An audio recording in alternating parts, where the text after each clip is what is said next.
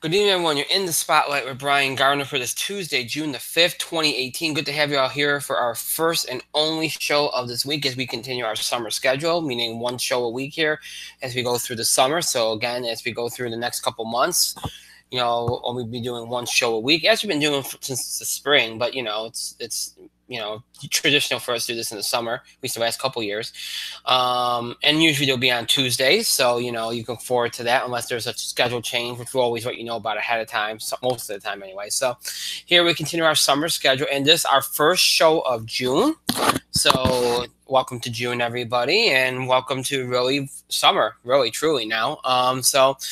Anyway, enough rambling. We got a lot to do. We got a lot to talk about. So as always, to get going, let me remind you all of how you can interact and contribute to the show, have your voice heard by emailing us at itspotlight411@gmail.com. You can also follow us and tweet us at itspotlight411. Remember to use the hashtag itspotlight411 whenever you're tweeting regarding our show. And of course on Facebook, search In the Spotlight 401 on Facebook, and then make sure that you like our fan page once you find it or once you're on it, please. All right, so we have a couple of things now. Let me quickly, because I like to do this, because oftentimes if you're a regular fan of this show, you know the things that we do, the things that we usually talk about, and there's some things we do every week, and then and there's some things that we do, maybe routinely enough that you all expect them to happen, even if I don't put them in the show description. So, there's always a couple of things that, there's things that you expect of us, that we do. And so I just want to mention this right now, because there's something in the show description that I put in there, and that's wrestling that I didn't. I kind of did a different show description this time. I'm trying to kind of condense it a little bit, make it a little bit easier to write. I'm trying not to make it like a story every time I write it up. So, I tried to be like, oh, yeah, we discussed this. And then, oh, here's the topics we're discussing to kind of give you all a rundown. You'll notice I put the latest in sports, entertainment, and wrestling. Well, there's not a lot going on in wrestling right now. There is the CM Punk thing, which I'll briefly acknowledge, that came out today. But other than that, there's not a whole lot going on in wrestling. So we'll touch on wrestling, but we're not going to do a whole lot with it tonight. Only because, again, that's not a lot going on. WWE's kind of in filler mode right now until Money in the Bank, so it's not a whole lot going on with that. But we will do a little bit with it. But I just wanted to point out, if you're expecting us to do what we kind of do a lot of, usually we do a lot of wrestling, and maybe Mike not being here. And again, my co-host Mike will not be here tonight, as far as I know anyway. But he will not be here tonight. So, yeah, so with him not being here, it makes it, there's just not a whole lot to talk about between him not being here and not a lot going on. So we're not going to do a lot with that. We'll just maybe touch on the CM Punk thing, just give a brief rundown of Raw and SmackDown. That's about it for wrestling. Another thing, in the entertainment area of our show, we usually do the In the Spotlight TV Picks of the Week. Well, in case you haven't noticed, we are now firmly in the summer, and not that there's not summer TV, because there is summer TV. We know that, but there's not as much on in the summer, and so I'm not saying we're not going to do it In the Spotlight TV Picks of the Week the whole summer, because we that's not the case. We will, but for right now, we're probably not going to do any, because I'm not really watching as much right now, so I don't really have as much stuff to recommend. So there's no sense in doing the segment if I'm the only person doing the show. There's really no sense in me doing the segment. If there's nothing for me to say. So I that's why I didn't put it in the show description. So there'd be no In the Spotlight TV Picks of the Week on the program. So I'm probably not next week either. So just keep that in mind. We will do some entertainment stuff. We'll do the box office beat. There's a Star Wars Marie Tran situation that we want to talk about. We will talk about the latest news on another Roseanne reboot. We'll talk about that, because that's big news here today. So that'll be our entertainment stuff for tonight. And then, of course, on the sports side of things, I've been wanting to do baseball, but really just, I might briefly touch on one story related to baseball. The rest of it can wait. I don't think we need to really do anything urgent in baseball tonight. And because I like to try to, in the summer, try and keep the show, the show lengths to a certain point, I'm not going to just, do filler. You know what I'm saying? So, there's nothing really urgent pressing in baseball. And once the finals are done, we'll have plenty of time to do baseball. And, because once the NBA draft is done, we'll have plenty of time to do baseball. So, I don't really have to push it, if you know what I'm saying. So, we'll do a little bit with baseball, one real quick story, and that's all we're going to do. Most our pretty much our sports coverage will be NBA Finals and you know, and there's a lot to do there. So that more than covers us in sports, really, if you think about it, because there's a lot to do there. So it'll be just NBA final stuff. So you can look forward to that tonight. And that's our show. That's our show. So as always, let's get going here. And as we've been doing over the last couple of weeks, start with entertainment, because it's easier to do it that way. So that's what we're going to do. So let's start with entertainment. Let's start with the box office beat. And we'll take a look back at last weekend's box office, which was, you know, indicative of the continuing struggle that is Solo, because Solo slumped hugely this weekend, dropping a whopping 65% to 29.3 million. I think I said, what, 40 million, 50 million last weekend, I thought it may. So, you know, all the people that thought, hey, this is really a true flop, well, you can say that now, because it's not going to, it's up to 267.3 million, but it's no way going to make all the money back that it's you know, spent, just because of the reshoots and everything. So you could call it a true flop. I mean, I haven't seen the movie yet, but everybody that's seen it that I know has liked the movie. It's unfortunate. We'll talk more about Star Wars later. So I don't want to belabor the point, but it's a shame that a movie that probably wasn't a bad movie is getting destroyed like this for a number of reasons we talked about. But, you know, it is what it is. And at this point, it's a loss. It's a total loss for Disney. That's all you can really say at this point. Deadpool 2 continues to be a success, 23.1 million in its third weekend, staying put in second place. The film is at 600.8 million, so a very good success there for Fox once again. Even though people like to say, well, it didn't do as well opening weekend as we thought. Well, it's on pace to pretty much do what people would have expected it to do. So no worries there. It only dropped 46% in its third week, which isn't too bad. Debuting in third was the romantic drama Adrift, with 11.6 million, which isn't all that bad. I remember I said it could potentially surprise and maybe pull off a Fault in Our Stars kind of thing. It did not do that. But it's also a $35 million budget. So, you know, again, I guess in a way it's sort of a disappointment, because I don't know if it's going to break even. It's probably going to drop off considerably. But, you know, 1.6 million ain't too bad for that kind of movie in summer either. So it's depends which way I look at it, I guess. But it probably won't. I don't know if it'll make its budget back. Maybe it'll do better on DVD and stuff. I don't know. But still not overly terrible, I guess. Avengers Infinity War dropped from third to fourth, a 39% drop off, 10.5 million. The film now is at $1.9 billion. It will hit $2 billion. I don't care what anybody says. It will hit $2 billion. It's got plenty of time to do that before its DVD release and Blu-ray release. So it's going to hit $2 billion. It's a matter of how far above $2 billion it gets, and can it do, you know, how far on the all-time list it can go, because it's gonna be close if it can get to another slot there. And then you only had one other movie over 5 million, and that was Book Club, which dropped from fourth to fifth with a little over $7 million. That's it. Everything else was under 5 million, including new releases. Upgrade, which only put in 4.6 million, and Action Point, which was the Johnny Knoxville comedy, only put in $2.6 million, $2.3 million. Now made 2.6 at this point at the box office. Again, only a $19 million film, but still a loss there. And again, those movies have kind of, you know, as reality stuff has kind of dwindled a little bit. Those movies have kind of fallen off. You know, I mean, it wasn't a bad risk to take. It's a minimal risk with money, but it goes to show you how things have changed over the last maybe decade. Because a decade ago, that might have made a lot of money. But so not really a whole lot to talk about the box office other than the continuing struggles of Solo and the continuing success of Avengers and Deadpool. And now you flip the script. Now you're in June. And look, the first weekend of June can tend to be a lower weekend and more of a holder weekend. It was. And, of course, Memorial Day was, over the last couple of years, Memorial Day weekend has not been very good, and this year included. And you see that kind of carry over to sometimes the first weekend of June, and that happened again. This weekend, you have 3 new releases. And for the first time outside of a comic book movie or like a superhero type deal, you're going to have a big budget movie that's not of that kind. You're going to have something different to be offered here, and that is Ocean's 8, an action adventure film from Warner Brothers, opening in over 4,000 theaters. Starring Matt Damon, Dakota Fanning, Katie Holmes, Olivia Munn, Sarah Paulson, Sandra Bullock, Kate Blanchett, Rihanna, Anne Hathaway, and Helena Bonham Carter. So they're going for an all-female version of the Oceans group. I expect this to do very well. I think this has been well marketed.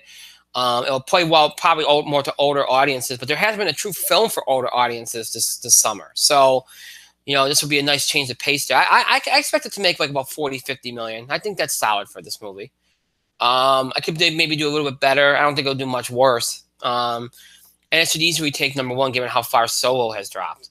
And then you also have Hotel Artemis, an action thriller from Global Road Films, opening in 2,340 theaters.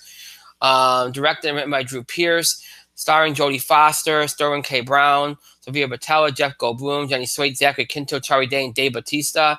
R-rated. It's getting a lot more attention of late, and the marketing has upped its game of late. Obviously, if it's R rating and it's theater count, it won't do huge business, but I can see it pulling in about 15, 16 million, maybe even a little more than that. So it might do a solid business based on what. Plus, again, you're finally getting some different films outside of superhero comic book movies. There hasn't been a lot of that in the last month, so that could help this film too. And you have a horror film called Hereditary from A24 opening wide this weekend. It's R-rated, starring Toni Collette, Gabriel Byrne, and Ann Dowd. It's been if you've seen any of the big movies this summer so far, this movie's been marketed, heavily. Like during Deadpool 2, there was a trailer for this movie. I don't expect a lot, maybe 10, 11 million, maybe even lower than that. I just don't think this is getting over, if anybody, but who knows? Maybe I'll be surprised. So, but I do expect this week's new releases to do okay as a whole. Ocean's 8 will do the best, and it'll take number one, like I said, about 40, 50 million. Solo should probably drop to around 17 or 18, which is probably going to be good enough for second, unless Hotel Artemis does a little bit better than I think it will. Then that could take second. But I'm going with Hotel Artemis around 15, 16. So it could be a battle there for second with those two movies there. Like I said, I could see Hereditary right around 10. Let's see. So Deadpool 2 should jump in front of Hereditary. I think Deadpool 2 will probably be around 13 or 14, then Hereditary around 10. I would say Avengers Infinity War around 8. Adrift around 6 or 7. And that'll be all your movies over 5 million for this weekend. And that's really all I can say. That's it for this week's box office beat. This is not a lot to talk about. It's just pretty straightforward. We'll see how this weekend goes. So finally a little bit more variety in terms of film after a month's worth of superhero comic book type movies, and Star Wars, of course, too. But next week we'll obviously talk about what's going on this weekend. But next weekend we'll talk about and preview a weekend that features The Incredibles 2, the first true big comedy of the summer, in a film called Tag, and an action film called Race 3. So some movies there that should offer a little bit even more variety next weekend. So we'll talk more about those films next weekend here as we head towards the end of June and 4th of July. Summer flies by, folks. It really does. It really does. So that's the box office beat for this week. Again, not much to talk about this week as far as what's going on. Now, I mentioned that we do more Star Wars, and we're going to do more Star Wars right now. As today, there was a big piece of news today, was what happened with Kelly Marie Tran, who starred in Star Wars The Last Jedi this past winter, deleted her Instagram basically because she's been harassed since the movie's release in December. For those that do not know, she played Rose Tico in the movie, who interacted with Finn. They had kind of a little side adventure in that film. Now, unless you've been living under a rock, okay, you all know that that Last Jedi, we've talked about a couple times on the show, is a divisive movie at best. The movie has been maligned by Star Wars fans, and it's been criticized. And look, the movie also had a lot of people that supported it. A lot of critics supported it. So it's not like this was a completely panned movie, but a lot of true diehard Star Wars fans were angry about the film and have been harassing people like Kathleen Kennedy, Rian Johnson, and a lot of the film's stars. A lot of the ire of the fans has been directed at Kelly Marie Tran, but also at Daisy Ridley, who's been hearing it since Force Awakens, which was a much better received movie. But still, she's heard a lot of criticism since that movie as well. Basically, there's the narrative that They don't want the females to be leads in the film. They don't, there's a lot of people criticizing the fact that there's political agendas being represented in the film. Oh, they're trying to politicize Star Wars, and they're trying to make it more PC, and it's, Kathleen Kennedy's pushing women and pushing men to the side. A lot of different things. Okay. A lot of nonsense stuff. Okay. So basically after months and months of harassment, Kelly deleted her Instagram today. And again, this is not the first. Daisy Ridley did this a while back as well. So the Star Wars fan base, now I want to lump everybody into one group because not everybody's like that, but we do know that there's some out there that are like that. A good percentage of the fan base is like that, okay? A lot of the Star Wars fan base has driven 2 actresses off of social media because of harassment. Now, look, if you go back through history, it's not the first time that Star Wars fans have harassed somebody. They've harassed George Lucas for the prequels. Whether you think the prequels were good or not, it sometimes got borderline insane. Okay, they've harassed Hayden Christensen so much that he left Hollywood for years. They harassed the kid that played Anakin, Jake Lloyd. There's been a lot over the years. Also harassed John Boyega. Oh yeah, they did harass John Boyega. You're right. Well, they harassed everybody in the new cast, pretty much. Because it's not white men. Yeah. Okay. So it fits into the whole agenda thing. Basically, I think a lot of this was discussed around the time The Force Awakens came out, where people, there's a lot of Star Wars fans that want what they want, and if they don't get what they want, it's essentially holy hell. We're gonna, and they've gotten angrier and angrier. And with the advent of social media, it gives them a place to, go at it and just go after people and keyboard warriors, remain anonymous, but they can still do whatever the hell they want. So here's the thing, and I know I'm going to get mail. And look, I'm a Star Wars fan, all right? But I don't go around bashing things that I don't like. I mean, I do bash things I don't like, but I don't go around harassing people over it. There's a difference in having your voice heard, okay? And harassing people and being rude and brutal and just being generally a horrible person. And that's what a lot of these fans are doing to these See, social media can be a cool thing. It allows you the chance to interact with actors, actresses, celebrities, but it also gives you, it can give you a way to be a horrible person. And that's what a lot of people are doing right now. They're using it for the wrong reasons. Instead of connecting and having an engaged discussion and discourse with people, they're making it out to be poison. That's what they're doing. And it's just unfortunate that, this is a girl, Kelly Marie Tran, who really was so excited to be joining this universe, to be the first woman of color to be a lead in a Star Wars film. Daisy Ridley, the first, look, you had Carrie Fisher, but really you made Daisy Ridley the main lead, These are huge things, and they're being overshadowed by all this negativity. And it's a shame that, 2 wonderful actresses that really embraced the fandom and really liked being a part of it and liked being a part of the universe and loved their characters are being driven away from social media and connecting with fans in general, because some fans can't get inside their head that it's not just about them and what they want.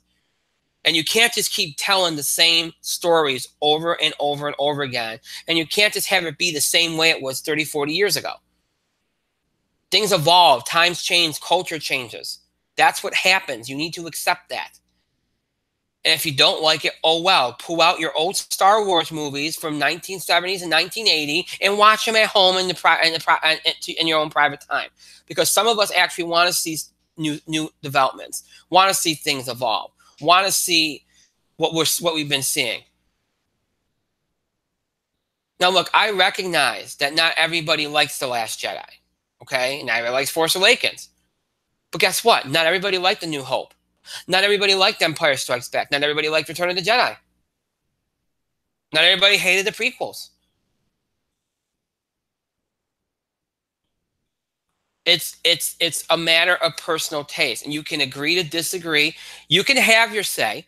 You can go out there and say, I'm not saying don't tweet to somebody, hey, I just didn't like this movie. Here's why. But do it respectfully. Because here's the thing, if you want your voice to be heard, truly want your voice to be heard by some of these people that you whether it's Catherine Kennedy, Ryan Johnson, J.J. Abrams, whoever, it's more likely you're going to be heard if you're respectful and you explain your reasoning in a respectful way than just going after somebody and being hateful and brutal and just attacking them vehemently over and over again. If that's the way you're going to play it, they're not going to listen to you because they're going to think you're nothing but a nutcase. Because I wouldn't listen either. You can have a discussion about your film, about the film. That's what social media is there for. That's what it's there for. To have discourse, to have discussion, to engage with people, to engage with these celebrities, let them know what you think. It's a nice way to get feedback, but it should not be harassment. It should not be, so hateful to the point where you're driving people off of it after months of harassment. The Star Wars fandom has gone after way too many people. And I'm not saying every fan's like that. Not a lot of the fans are not like that. But the ones that are giving the whole fandom a bad name. A very bad name. It's at the end of the day, it's only movies. It's only a source of entertainment. Grow up. Like what you like, sure. State your opinion. Great. Go for it. But be an adult. Be mature about it. You're not going to get your way by whining and crying and harassing people. You're not going to get your way doing that. I'm sorry, you're not. Doesn't accomplish anything to make you look like a fool. And it's a shame. And I hope that eventually people see what the ones that are doing this, see that what they're doing is wrong and stop it. I really hope that that's what happens.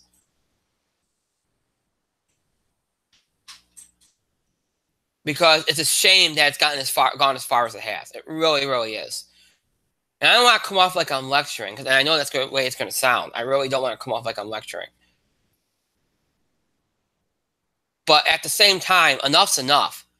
There's enough hate and enough negativity in the world. And the whole point of entertainment is to escape from it. And I'm not saying that you have to like everything that's given to you, that's produced, okay? I'm not saying that. You have a right to like what you like. And you have a right to state why you don't like something if you don't. So go ahead and do that, but just be respectful about it. Don't harass people, please. That's the moral here.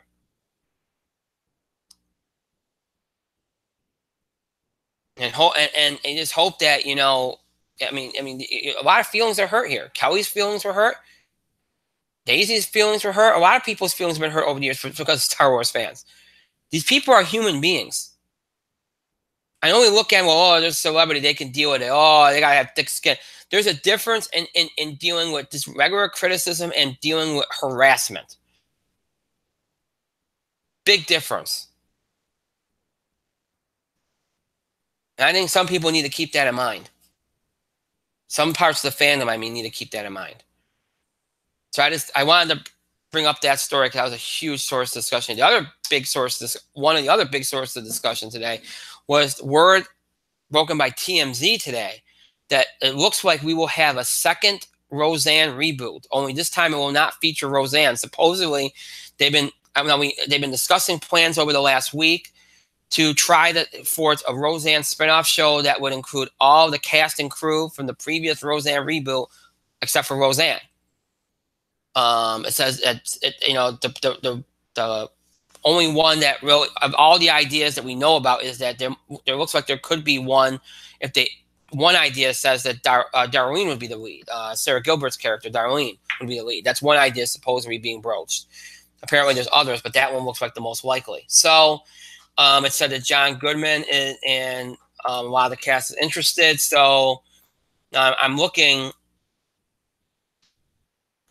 at apparently a cryptic tweet from Roseanne Barr.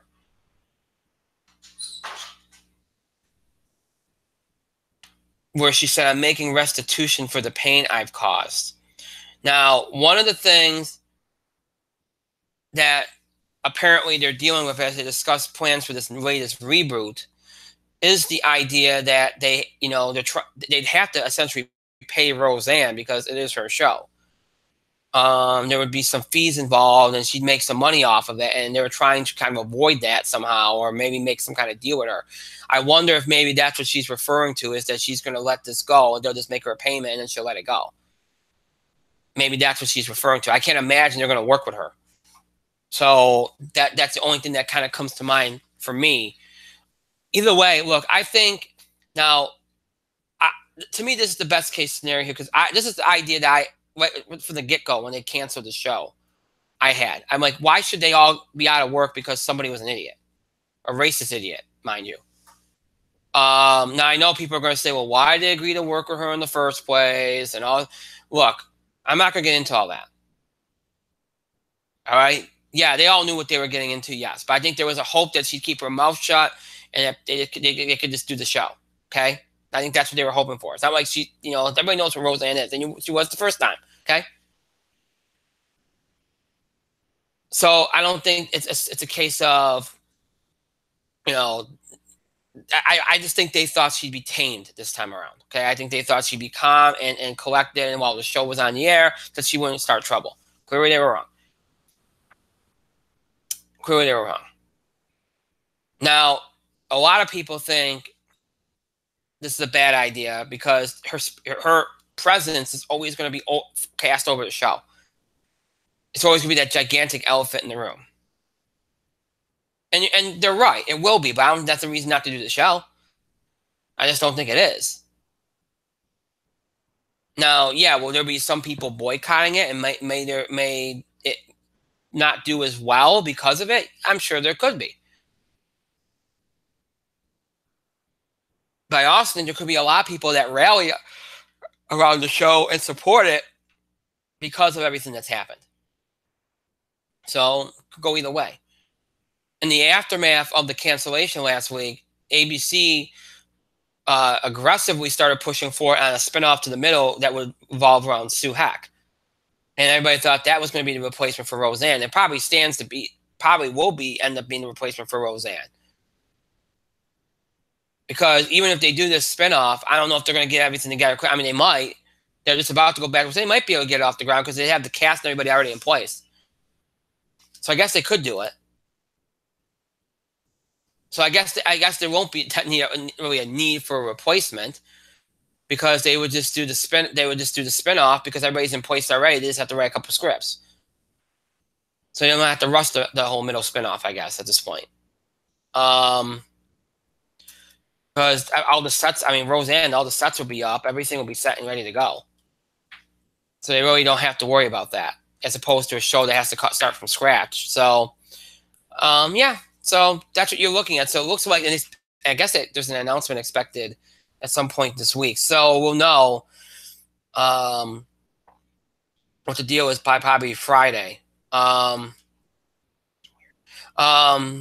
yeah. So it looks like Roseanne's not completely done. At least it might be done in its current form, but it's not completely done. And I guess one good thing is if you like the middle, you get a middle spinoff out of it too. That probably pushed them forward with that, having the cancellation. So ABC all of a sudden has two more than likely reliable, solid shows to go with. But yeah, so the Roseanne saga continues. We'll see what happens. By the end of the week, we should have an idea, and we'll see what Roseanne's tweets about. But look, I think it is the best case scenario. I mean, look, I don't think all those people should have to lose their job because of what she did. The right move was canceling the show, yes. And they did that. But I don't think all the people should have to lose their jobs. So I'm glad that they're finding a resolution to it. And look, you get a middle spinoff too out of it. So that's good too. So all right. So I just wanted to mention that as well here before we move out from entertainment. I thought there was one more story, but I can't see. I might be wrong. I might have done it last week, but okay. All right, so yeah. Let's see here. Yeah, so that's all the entertainment stuff I wanted to briefly get to. Now, as I mentioned, wrestling wise, I don't want to go crazy here because there's not a whole lot going on. As if you've seen Raw over the last couple of weeks, it's been pretty. What's the right word? Not filler, but uneventful. Maybe I don't know. What's less than filler? But there are a few things we can talk about, particularly the CM Punk situation, which didn't come to a head today, but the defamation lawsuit did. So we'll talk about that here as we move out of entertainment, as we covered everything we had to cover there, to wrestling. A jury today found CM Punk and Colt Cabana, found in favor of CM Punk and Colt Cabana in their defamation lawsuit that was brought on by Dr. Chris Amon of WWE. Apparently, Punk was in tears in the courtroom when all this went down. So, a big day for him. I guess CM Punk had made some comments today to Fightful Online saying that he doesn't want to relive any of this, but thinks it helped out for UFC 225. So he gets this out of the way before that fight. And look, it's a big win for him. I never doubted that he was going to win it. But it's still a big win for him. And look, it's a little bit of a blow for WWE. It is a little bit, but I think at the same time, so much time has passed at this point. I think it's kind of like, I'm not going to say it's a non-issue, but I just think it's an issue that's like, all right, well, we lost. It's a blow, but hey, you know what? It's not going to get as much attention as it probably would have gotten 2 years ago. Well, the thing is, WWE didn't sue him. It was just a doctor. Yeah, it was Chris Amon that sued him. It wasn't. Yeah, I mean, okay, so it is Chris Amon's lawsuit. But at the same time, because Justin talked me off the air in case nobody heard that. But at the same time, he still works for them.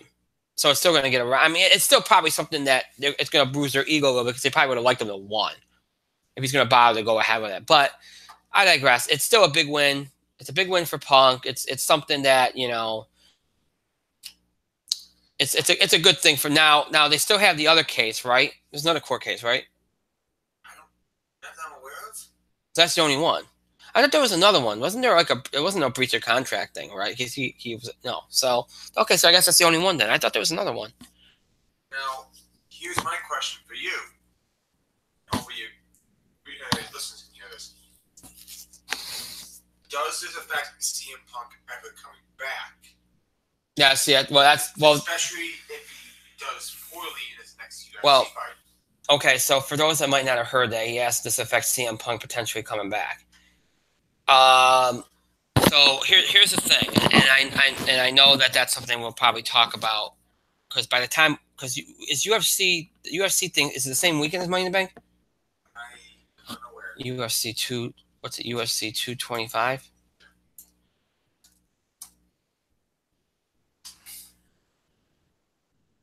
I'm going to see right now when UFC. I'm not. I know it's this month. I know it's in Chicago, but I have to see. I mean, why is this going so? Oh, there it goes. Okay, June 9th. So it's a week before Money in the Bank. So it's this weekend. All right. So this weekend. All right. Well, that's good for him. All right, so June. Okay, so we're gonna know this weekend probably whether he's got a future in UFC or not. Because if he loses another fight, there's no. I mean, I still. Well, yeah, he has to have a good. If he has a good showing, if he has a good show, it might be enough to give Ginsson to do one more. But if he doesn't, if he gets brutally destroyed in that fight, then he's done. There's no value in somebody that loses that badly twice. I mean, I still think he's lost a ton of value just losing the one time, even though a lot of time has passed.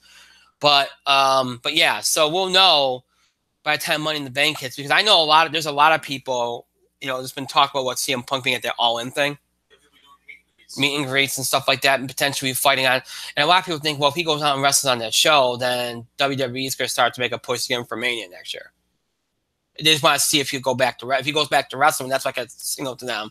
Well, hey, he's back. Let's go get him, because they've smoothed over things with people before. But we all know the deal. First of all, a lot of this is dependent on his performance this weekend. That's really what it amounts to. Because I've always thought he's going to come back. Well, Brian, you're talking about how they seal things over. They smooth things over past. Chris has been doing a lot of smoothing over past relationships. Triple H, okay. So, in CM Punk case. Okay, so. I gave him the firing papers on his wedding day. Right. Okay, so that's okay. That's going to complicate things. So that's a good point. I think people are going to. Okay, so the Triple H factor. First in here is everybody knows what Triple H did, and him and Punk never got along. He gave him the termination papers on his wedding day. We all know that. So he's the guy that usually is the peacemaker, right? So it's going to have to be a Vince thing. I think you might have to go. Because I think maybe you might have to have Daniel Bryan be the. I don't think that's going to work either. I don't think that's going to work. Someone that is respectful on both sides. What I think is going to have to happen to get Punk back, and I've said this since day one when he left. First of all, it's going to have to take some time, because time's going to heal it to the point where he can at least have a conversation with them. Because that's the thing. At the time when this all went down, he didn't want to have a conversation with them. That's the thing. He was so mad he didn't want to have a conversation. He wanted to distance himself completely from them, which you can understand. It was an ugly ending. So my take on it has always been, I think I might have mentioned this on the air like a million times, but I think my take on it is this. It's going to have to be Vince, because Vince was always the one that somehow found a way before to get him to do something.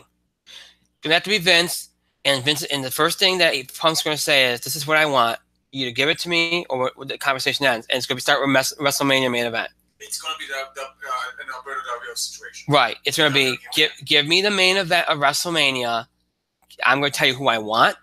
I'm going to tell you I'm going to win it.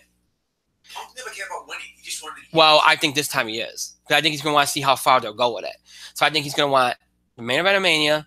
He's going to want a certain opponent. He's going to want to win it. And he's going to want a favorable schedule, because he ain't going to want to put his body through all the way he did before.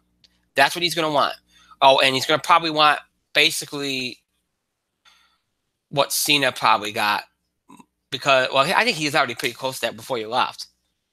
For the most part. I think he got that in that last deal. I think he made that. I think merch-wise, and I don't know if he got like a bus or something. He must have gotten something. He had to get something. I think he had something because he had to get something. I think he had COVID.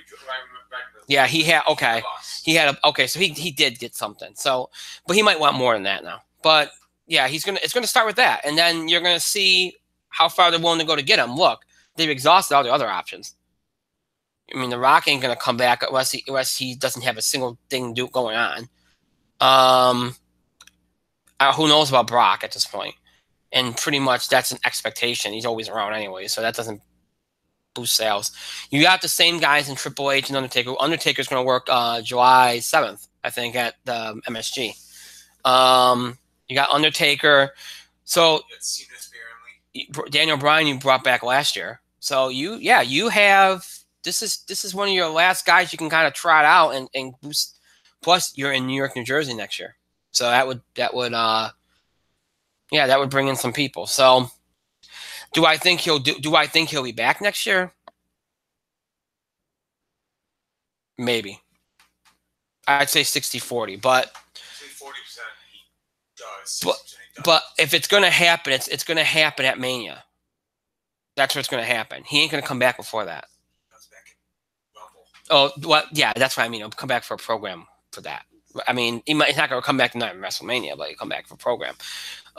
So we'll see. We'll find out a lot on Saturday. If he's embarrassed, then it's going to be an easier because if he's embarrassed, he might come back quicker because he might want to get people to forget about it.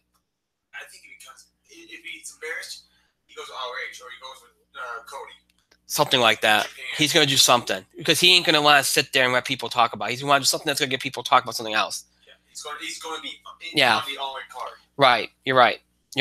That's something I thought about too over the last couple of weeks too. When I started hearing about the rumors I'm going to do an all-in thing, I said, well, my thinking was if he fails miserably at the UFC 225 fight, then he's going to want to do something quick. So you might see him just show up at the end of the month somewhere just to wrestle a match, just to get people talking about something different. He's not the Back home to ROH. yeah. He's the type of person ain't gonna want people talking about that. He already had that the first time this happened. He ain't gonna want to do it again. It's not gonna happen. So yeah, you got the CM Punk thing. So we had Raw last night, which again, I think you had some good match, like Owens Balor. I heard was good. I haven't watched it all yet, but the ending. Well, yeah. But Sami Zayn, Bobby Lashley was terrible.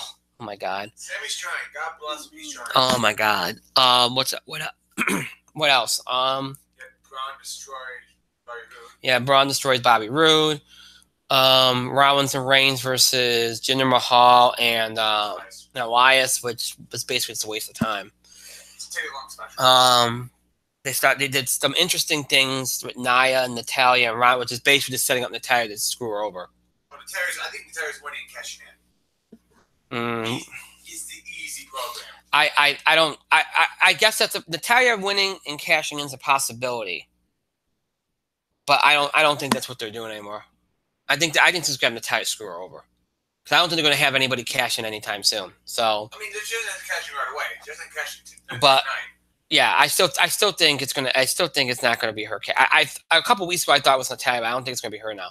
In fact, they kind of played it off like she might not even be in the match now, with her crutches and everything. So I think they might pull her out of the match even. But yeah, you had that. And I guess they made Stephanie McMahon made Baron Corbin the Constable of Raw, which I don't know why are they using a constable. What they need to do, they need to get Kurt Angle's old tiny cowboy hat from back in like 2000. Yeah. No. Give that to Baron Corbin as a joke, just to bring it all back around again. Either way, I mean, it was a weird thing. The whole idea of a constable is such a dated thing. But anyway, it has Stephanie there without her actually being there. Anyway, they need a way to cut Kurt Angle off the balls. It was just a weird. It was a weird show. I watched bits and pieces of it, but I didn't watch the whole thing. I'm kind of glad I didn't because it seemed like a waste. They cannot get to Money in the Bank fast enough at this point. They can't. They're just out of ideas. We're in the dead of summer, the dead zone. This is. It's time to get to the pay-per-view, you know. And I'm looking at SmackDown tonight, which was in Corpus Christi. Oh God. Which, you know, history-wise, no offense to Corpus Christi residents, but no, full offense. It's nothing ever. It's never good there. They did a Carmelo Asuka thing, which I guess seemed like a waste of time. We had a handicap match, Asuka versus Mandy Rose and Sonya Deville, which Asuka won. Miz is backstage. They did a lot with Miz. Apparently, Miz wants to be the face of SmackDown as it goes to Fox, which he might be, given the way they're going to be pushing him this year. We have Luke Harper versus Carl Anderson, which Carl Anderson won. Lana and Aiden English versus Jimmy Uso and Naomi. Let's see. They had the contract signing for Nakamura and AJ Styles. He selected Last Man Standing, which we all knew was going to happen. Becky Lynch and Charlotte Flair. Becky Lynch won. They need to do something with Becky. So Sasha and Bayley and Charlotte have to gain everything. So what's interesting about this is there was no shenanigans here. Becky Lynch tapped her out. That's pretty big for Becky Lynch. So that's good for Becky. What if Charlotte push for that? They have to go Becky up. Becky's one of the 4 horsemen, and they have not done it. Since she lost the women's title to Alexa Bliss on SmackDown. Yeah. They have not done a damn thing with it. I guess right now they did a promo with Samoa Joe, and I guess what's the main event? Because there's still one more thing left. I should go to Twitter because that's where I'm going to find it. So we're waiting on. It sounds like it's something involving Daniel Bryan. I think Daniel Bryan big cast. Tonight is it for pay-per-view? Well, apparently Daniel Bryan's in the main event. So hang on.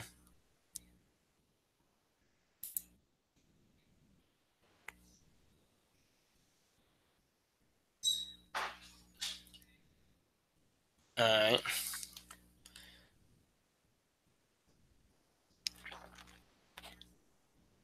Big Cass apparently cut a promo. All right. Oh, so it seems like.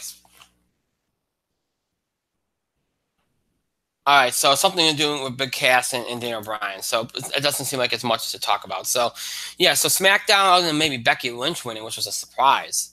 Not a whole lot going on there. Raw, again, not a whole lot going on there. Um, so, so yeah, again, very uneventful in WWE right now. Really, the big story today, wrestling-wise, is the CM Punk thing, and we already talked about that. Again, I hope people heard what we were discussing because it's kind of hard. I got the headset on, and I think generally most people probably heard Justin. So because he was asking some good questions, and it kind of brought some good topics there. So I want to make sure everybody heard. I tried to kind of recap what he was saying so people knew what we were talking about. But sometimes those kind of conversations are awkward when one person has the headset on and you can't hear what the other person's saying. But it happens all the time on radio, though. Sometimes you hear people, talking to people off. With Jeff Tech used to happen way back when too. You'd be talking to somebody off air and nobody hears what they're saying, but you're talking to them, and it's kind of an awkward kind of thing. But hopefully that wasn't that didn't go too poorly for anybody.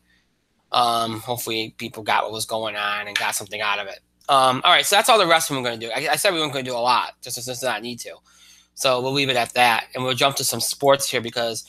But let me quickly talk about a little baseball story I said I would mention. And again, we'll leave a lot of the other baseball stuff for another date because once the NBA is done with the finals and stuff, we'll have more time to do more baseball. So I don't want to talk about too much now, and I have anything to talk about then. This whole New York Yankees situation that happened. I'm not just talking about because I'm a Yankee fan. It's an interesting topic. For those that do not know, the Yankees have more rainouts in baseball than I think anybody else this year. They had 7. They had over the weekend, they had a rain out against Baltimore. They scheduled a doubleheader for, I believe it's July the 8th or the 7th, one of those days. And it's on a Monday. No big deal. They're playing in Toronto at 1 o'clock the day before, so no big deal. Well, ESPN decided to move their game against Toronto to prime time, which is a weird choice because why would you want a Yankee Blue Jay game in prime time? Blue Jays aren't that good this year. But anyway, they moved that game to prime time the same night that they're going to do their home run derby selections, all-star selections. Now, look, I know you want the Yankees in prime time. They give you an audience, but the game would follow the announcement. So what good is that? Okay? All right? So, to me, it's kind of weird. But anyway, they did that, which would set up, by doing that, ESPN set it up where the Yankees would have to play 3 games in less than 24 hours. Now, look, to ask any team to do that is completely irresponsible. Okay, I would think this anywhere for any team, especially since they're in Toronto. They have to go through customs and everything. Okay, to ask them to do this would have been a player safety issue. It would have been completely asinine. Thankfully, today, Major League Baseball, after the Yankees threatened to boycott ESPN, the players' union, the league got involved and put an end to this. They moved the game back to 1 o'clock in Toronto on that Sunday, and put another game in prime time and solve the issue, which is, look, I just don't understand why they did it in the first place. Why would you want the Yankee Blue Jay game in prime time? Why would you want that game in prime time? I don't care if it's the Yankees or not. It's a terrible game. So they did the right thing in the end, but just the mere fact that they thought this was okay and the league and the players union only got involved when the Yankees started to make it ugly is kind of telling. From the get-go, the minute that ESPN made that decision, somebody should have said, no, you can't do it. The league should have said, no, you can't do it. Right out of the gate. That should have been the case right out of the gate. So good for the league and the union for looking out for their players. And, at least now it's a non-issue and it was settled the right way. So we move on, but I just thought it was a topic worth discussing, and it really shouldn't have been a big discussion point. It should have been handled right out of the outset. The fact that it wasn't is kind of the story, I guess. But good for the league and the union for stepping in and taking care of it. But it shouldn't have gone on. It should have been taken care of right out of the gate. And I guess that's why it's even a story, because it wasn't. So I just wanted to touch on that, because that would have been absurd if they let them go through with that. Absolutely absurd. All right, let's get to the NBA, because it's been an interesting week here as we played 2 finals games. One game that will forever live in infamy as the J.R. Smith game, and another game that will forever live in infamy as the Stephen Curry broke a 3-point record game. and completely overshadowed Kevin Durant's fantastic form. First of all, let's talk about Game 1, which, look, we went into these finals, okay? We went into these finals with the idea that Cleveland didn't have much of a chance, okay? But you have to play the games, and sometimes stranger things have happened, right? You have to play the games. And they have. And if you watch Game 1, Cleveland was the better team. And not just because LeBron played 51. Kevin Love performed too.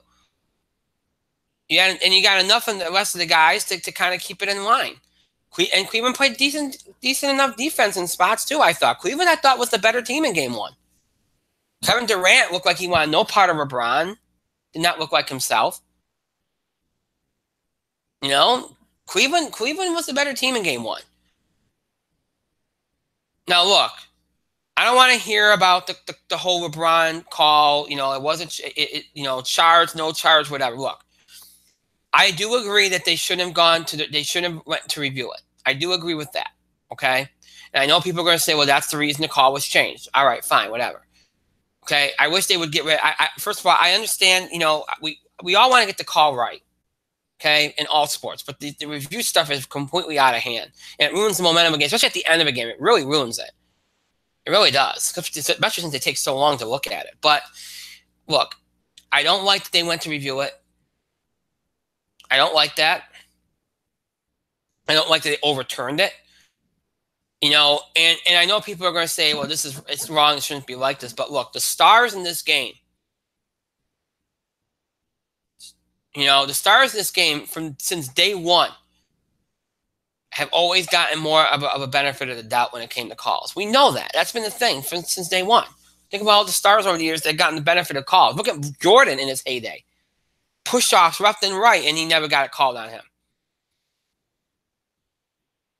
Now, I realized that this was LeBron James versus Kevin Durant. But to me, it's pretty telling how Kevin Durant ends up winning out on that call over LeBron James, when LeBron James is supposed to be the next Michael Jordan or better. You would think LeBron would have gotten that call, would have stayed in LeBron's favor. The fact that it didn't is telling. The fact that LeBron doesn't seem to get the calls he once did even. Because remember, the first couple of years he was in the league, he got the calls. He never had to earn them. He got them. And then all of a sudden, it's like he lost them. Because you watch games now with LeBron James, he doesn't get the calls. He doesn't. Maybe once in a while, he doesn't get them. I'm not sure what that's about. Because you would think he is a star, and you think he'd get the benefit of the doubt.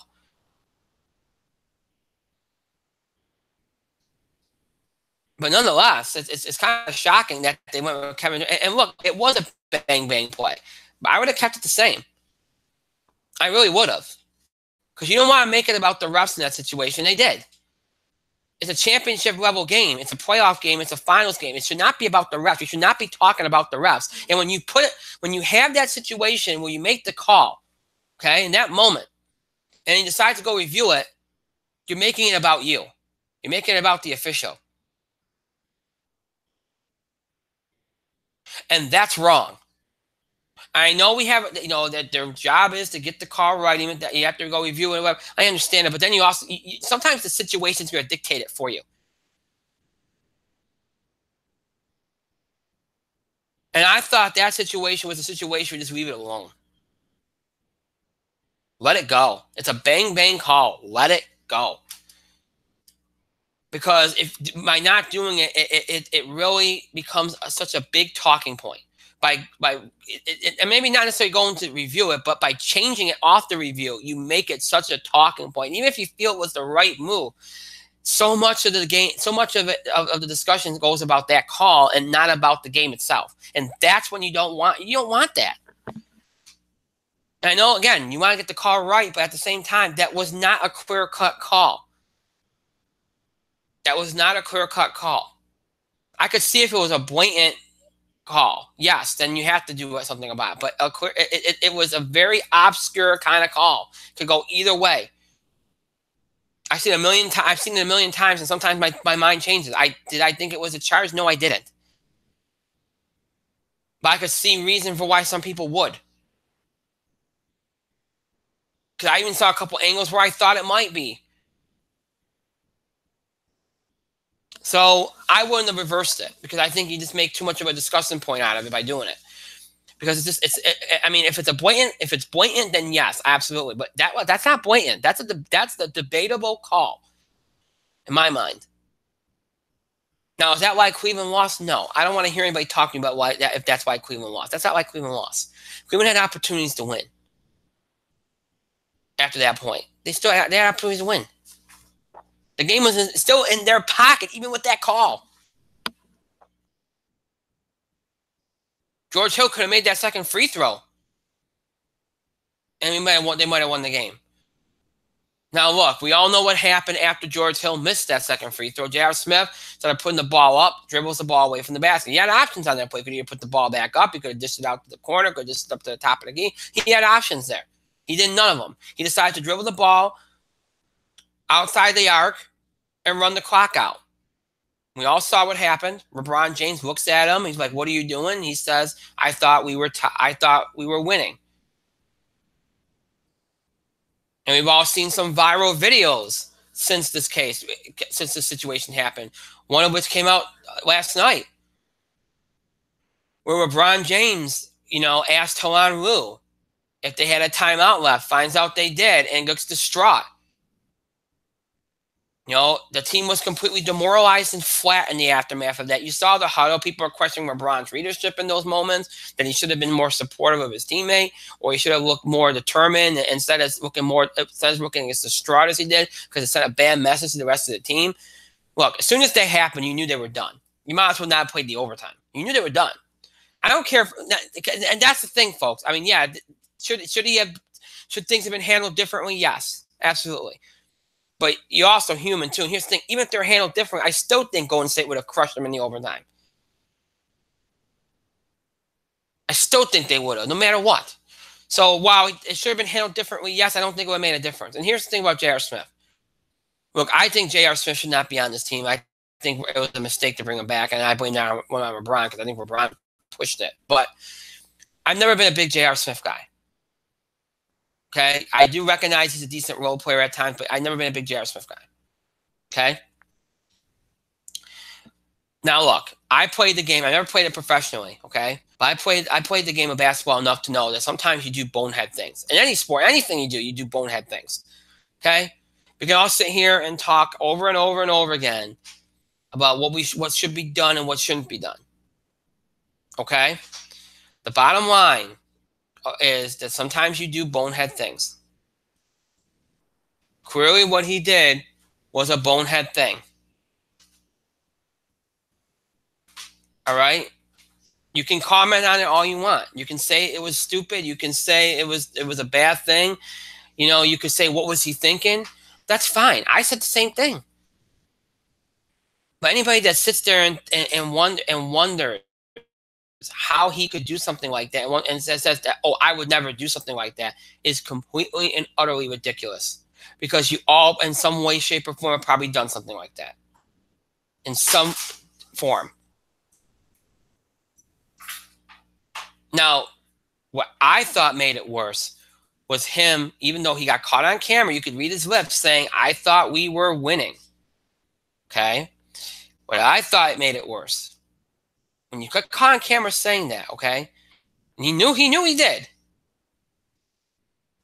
What I thought made it worse was him ignoring that fact, and after the game saying that he knew they were tied. Because then you're making it worse, because you're making us all out to look like we're idiots. You didn't it's like, oh yeah, you didn't see what was going on. We did. And he took it back 2 days later. So it's made a mess out of the situation when your coach and LeBron and are saying that you didn't know that you didn't know it was tied, and when you yourself said so on the court. Why are you saying the opposite? If you're going to screw up, fine, but own your screw up right out of the gate. Don't wait 2 days to own it, because then it doesn't matter anymore. We don't care that you owned it 2 days later after you got embarrassed, even more so. Okay? You've been better off just owning it and trying to make up for it and moving on with your life. I mean, it's not going to even bother him too much, because it seems like everything just slides off him anyway. So he's that kind of guy. And is it a historic gaffe? Yeah, it is. It's a huge gaffe. We remembered and talked about. It's already look every day, every couple of days, there's a new video of reactions to it. I mean, it's 5 days later, and we're still talking about it. And did that swing the series? Yeah, it could very well have. I didn't think Cleveland had a chance anyway. I still think they would have lost the series, but maybe it would have been a little bit more competitive. Maybe it would have gotten into a game 6. Now I think it might be over in 5. I thought, then again, didn't I say it would be over in 5 anyway before the series? I guess so. Maybe to me it doesn't make much difference. Obviously, we all know what happened in the overtime. Golden State came out. Curry made threes. Thompson 3 from the corner was the dagger, and then we move on. Completely blew the doors off the game, and we all moved on with our lives. The game was over. And then the hoopla after the game with all the reactions to what JR did, and then of course it played into game to Sunday with JR finally owning up to it. And then game 2, we'll see how they bounce back. Well, they didn't bounce back very well. They put it, game 2 looked like what we thought game 1 was going to look like. Where Golden State just took care of business. Curry was great. The supporting cast, Livingston and company were great. Klay Thompson was great. He had the injury scare, but he came back looking good. Durant, who was nowhere to be found in game 1. Looked like he had wanted no part of LeBron James, did not play well in game 1. He showed up big in game 2. The only reason why we didn't talk more about it was because Curry had a historic performance, and kudos to him. Durant was fantastic in game 2, defensively and offensively. Did a great job in game 2. And Golden State dominated. And Cleveland, and LeBron didn't have as good of a game. He had a historic performance in game 1, 51 points. Look, LeBron's done all we can do.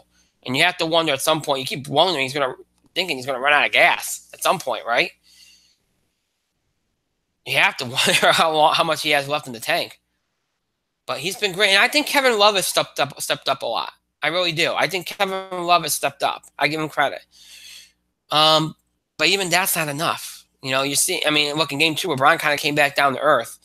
You're not going to always be able to give you that kind of level of play that he gave you in game 1. Because he played almost a perfect game in game 1. So Golden State holds serve at home. They go to Cleveland up 2-0.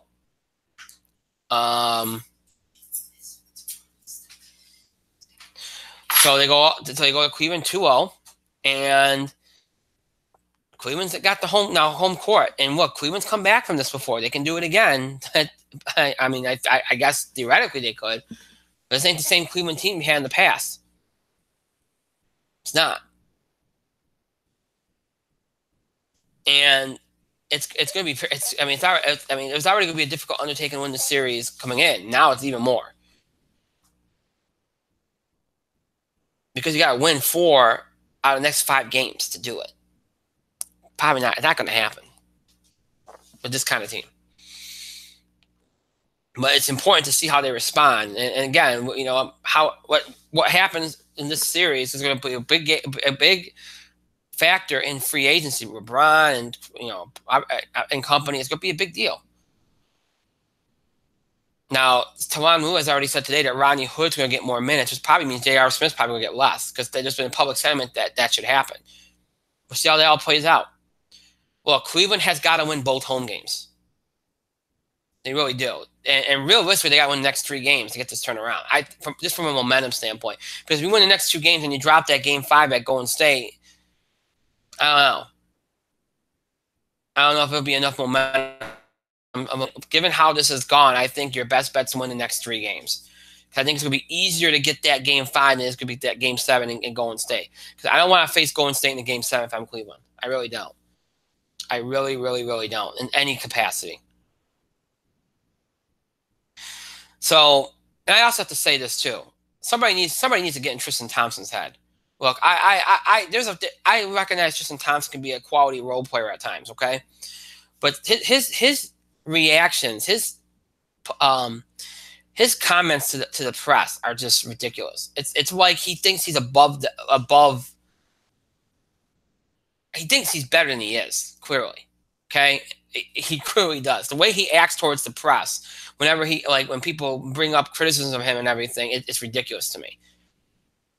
You're a professional. If you can't handle it and without doing nothing but essentially cussing and rolling your eyes at the press and the questions, then please find another profession because what you're doing is embarrassing. It's an embarrassment to watch him respond and deal with things after the game. Be a man and handle your business.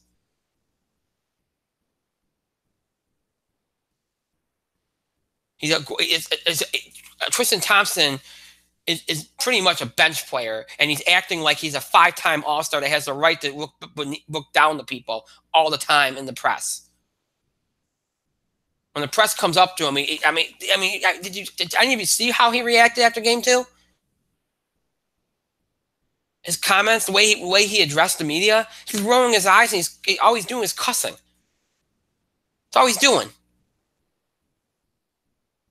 How about you address the questions the right way, give some quality answers, and be a professional? Or find another profession. Or don't bother to show up and take your fine. Because what you did was essentially a waste and was disrespectful. It's it really. Granted, JR sort of lied through his teeth after the game one situation, but at least he went to the press and answered the questions and addressed them the right way. He didn't look around and roll his eyes and go, "Oh God, what are you guys talking about? Oh, beep, beep, beep, beep, beep."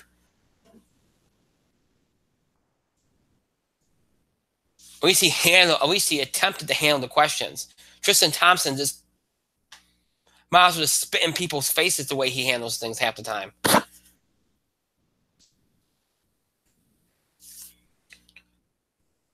He's not a good enough player. No player should do that, but he's not a good enough player to be able to get away with that. I'm sorry, he's just not.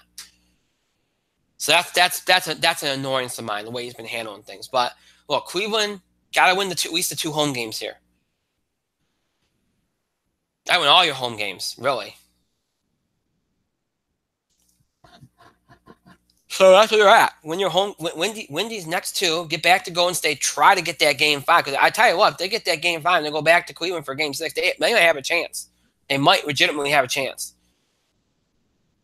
Probably the only chance they have left. But that's gonna take a hurricane performance. It can't be just LeBron. LeBron has to keep doing what he's doing. Kevin Love has to keep doing what he's doing. The other guys have to step up. They really do. And I hope that they do perform well. I hope they do win the next few games. I want this to be a good series. I mean, it has been compelling. Sure, game one was very compelling for a lot of different reasons.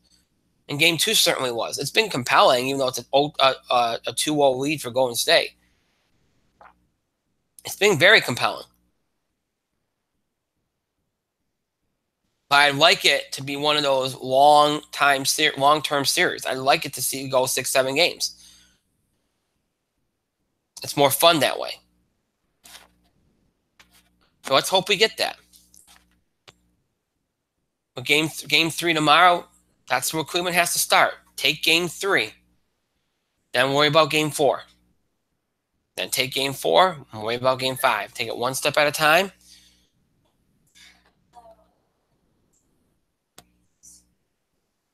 Take it one game at a time.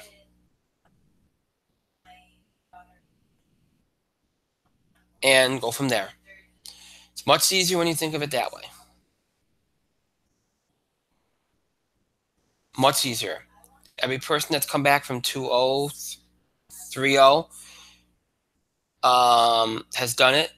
Really. Has really done it that way. Because it's too overwhelming when you look at it and go, well, we have to win 2. Or we have to win 4 out of 5. Or we have to win, 3 out of the next, we have to win 4 out of the next, 4, we have to win 4 in a row. We have to win 4 out of the next 5. When you have to look at, think about when the Red Sox came back from 3. I'm sorry, I lost my train of thought there. I was trying to think about what I was trying to say. When Boston came back from 3 games, nothing down, they had to win 4 games in a row to do it.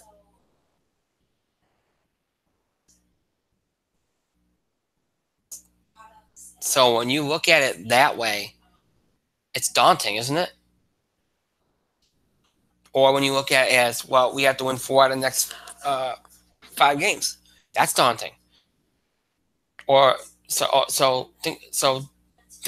thinking about it like this, we just have to win the next game.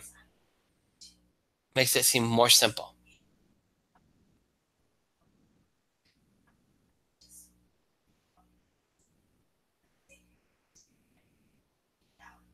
So it's a lot easier to look at it that way. A lot easier. And that's what Cleveland has to do right now. And they did it in the past. They can do it again. No, I do think Cleveland will get a game in Cleveland. I really do. Could I see them being swept? Sure, I could. Do I think they will be? No, I think they'll get a game in Cleveland. But I'm still maintaining the series will end in 5. I think that's what I said before the series. I still maintain it will. I won't lie to y'all. The way they were playing game 1, I thought, oh my gosh, we might have a series. I was really impressed with the way they played in game 1. I was really impressed.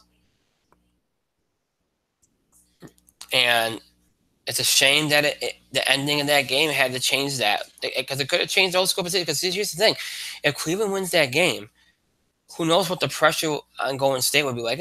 I'm sure they would have handled it well, but who knows? But you're probably looking at it going back to Cleveland 1-1, and if Cleveland gets those 2 games, it's a 3-1 series lead. Even if they don't, even if they split, it's 2-2. Changes the series if you think about it. So that game 1 was huge. It really was.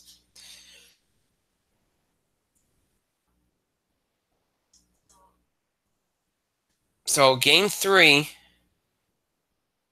tomorrow night.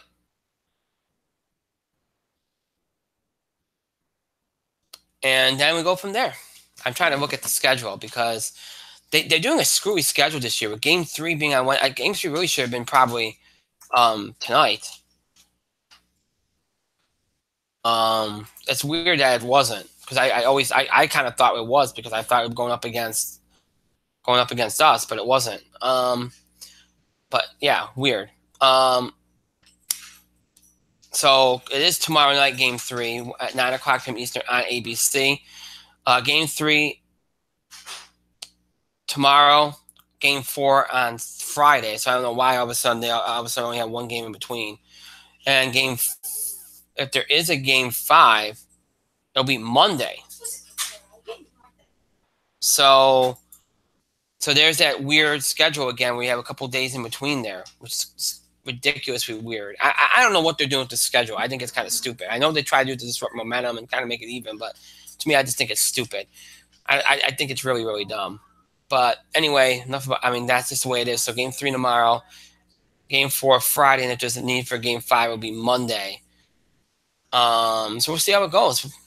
We'll see where it goes. And by the way, the Warriors have upgraded Andre Iguodala to questionable, so it looks like he might play tomorrow, which could be a big, big, big negative for the Cavs. A big negative for the Cavs, because he's huge. He was a key to them winning last year, and his defense on LeBron James is terrific. So that could be a huge swing in favor of Golden State. Not that they needed it. So we'll see what happens with that tomorrow night, if Andre plays or not. But yeah, so the series right now, 2-0 in favor of Golden State. Game 3 tomorrow night, and obviously we'll talk next week when we have our next show a week from tonight. We'll talk about it, and I'm guessing maybe the series. My thinking is the series will be over by then. If not, then we'll talk about what's happened so far, and preview what's to come, and we'll see where we're at next week when we get together for our next show. So yeah, we'll see. So it's been, again, a compelling series, even though one team is, in terms of like the numbers, is dominated. It's 2-0. Well, I won't say dominate, because again, I thought Cleveland was the better team in game 1. Golden State was clearly the better team in game 2. But still, if you look at, anytime you look at a series 2-0, it's like, well, okay, it's a dominant performance. Even if that's not really, even if you watch the games and really the first game was more dominated by the team that's down in the series. But still, you didn't win the game. You lost it. So this series is dominant in favor of the team that's dominant. That's up 2-0. So we'll see where everything goes. We'll see if Golden State can close it out, and we'll see what happens here. In a series that's been crazy so far. So Golden State, Cleveland, pick things up from Cleveland tomorrow night on ABC, 9:00 p.m. Eastern time for game 3. So check out that tomorrow night. Should be good. All right, so with that being said, that is it for tonight. That's all we have. We got through everything. We are done.